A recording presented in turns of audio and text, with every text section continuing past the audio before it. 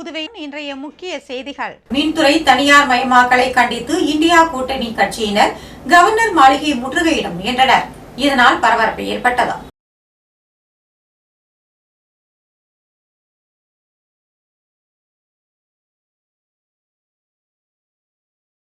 மாசு கலந்த குடிநீர் விநியோகத்திற்கு கண்டனம் தெரிவித்து சட்டமன்ற உறுப்பினர் நேரு தலைமையில் பொதுமக்கள் பொதுப்பணித்துறை அலுவலகத்தை முற்றுகையிட்டு போராட்டத்தில் ஈடுபட்டனர்.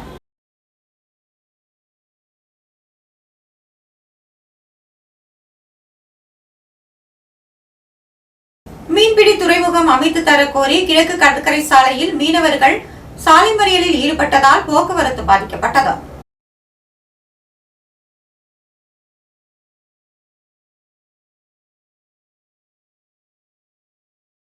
நீரினால் பரவும் நோய்களிலிருந்து பொதுமக்கள் பாதுகாத்துக் கொள்ள வேண்டும் என்று சுகாதாரத்துறை அறிவுறுத்தியுள்ளது.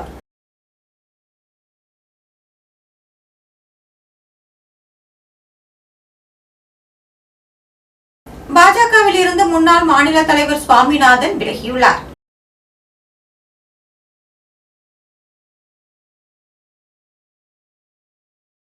வாரிசுதாரர் பணி வழங்க கோரி கை கால்களில் கட்டுகளுடன் மின்துறை அலுவலகத்தில் வாலிபர் போராட்டத்தில் ஈடுபட்டார்.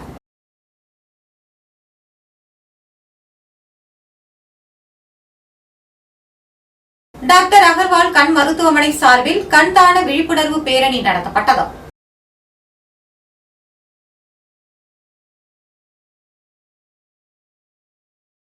கூடப்பாக்கத்தில் திமுக விளையாட்டு அணி ஆலோசனை கூட்டம் நடைபெற்றது.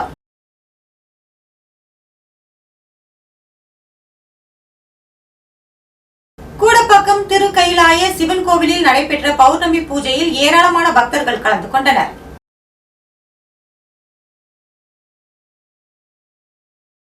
அமைச்சர் நமச்சிவாயத்தின் பிறந்த நாளை அவரது ஆதரவாளர்கள் நலத்திட்ட உதவிகள் வழங்கி கொண்டாடி வருகின்றனர்.